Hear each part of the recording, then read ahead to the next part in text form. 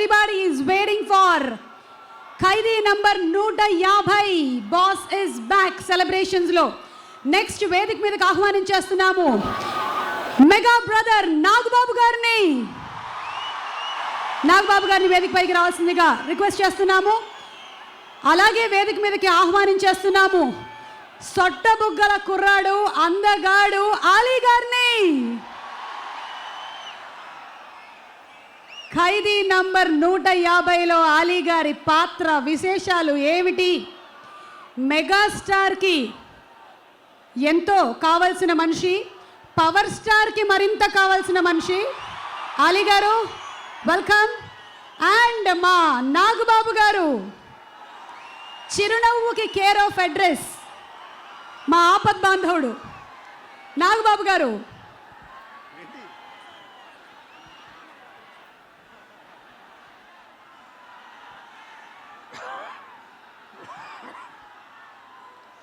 Annaya is back. Thank you. Annaya, after politics, మళ్ళీ ఇంకొక cinema చేస్తే బాగుండు అని నేను చాలా గాఢంగా కోరుకున్నాను. అండ్ థ్యాంక్స్ టు అన్నయ్య, నాలాంటి ఎంతోమంది వ్యక్తుల కోరికల్ని మన్నించి తిరిగి ఒక అద్భుతమైన సినిమాలో మనకి కనిపించబోతున్నందుకు మీ అందరి తరఫున అన్నయ్యకి థ్యాంక్స్ చెప్తున్నాను. Thank you very much. ఇంతవరకు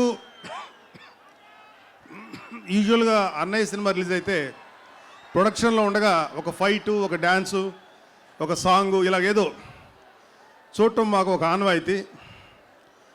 అలాగే నేను థియేటర్కి వెళ్ళి కూడా చూసింది చాలా తక్కువ. కానీ నేను ఈవెన్ ప్రివ్యూ కూడా వెళ్లకుండా కేవలం అన్నయ్య కోసం నేను ఆఫ్టర్ ఇంద్ర థియేటర్కి వెళ్ళి సినిమా చూడాలని నాకు చాలా ఆత్రంగా ఉంది. మీరు ఎంత ఆతృత ఎదురు చూస్తున్నారో అంతే ఆతృత నాకు కూడా ఉంది. అండ్ ఆల్ ది బెస్ట్ అన్నయ్య. సంక్రాంతికి రాబోతున్న ప్రతి చిత్రం హిట్ అవ్వాలని మనస్ఫూర్తిగా కోరుకుంటున్నాను.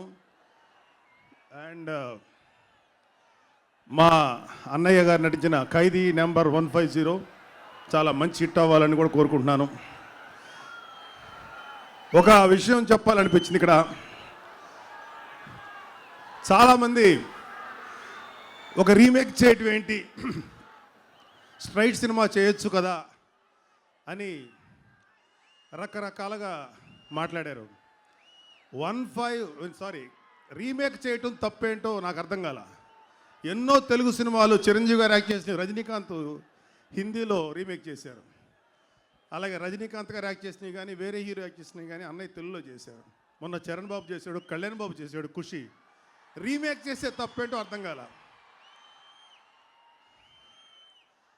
యాక్చువల్గా ఇక్కడ సందర్భం కాకపోయినా ఒక మాట చెప్పాలనిపించింది.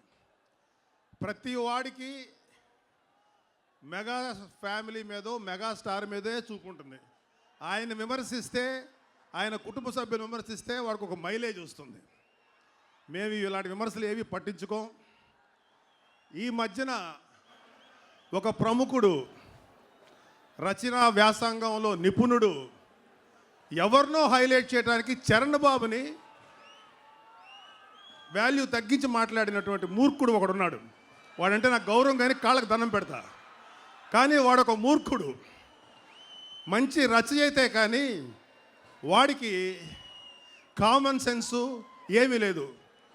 కానీ వాడు వ్యక్తిత్వ వికాసం కోర్సులు చెప్తుంటాడు అందరికీ.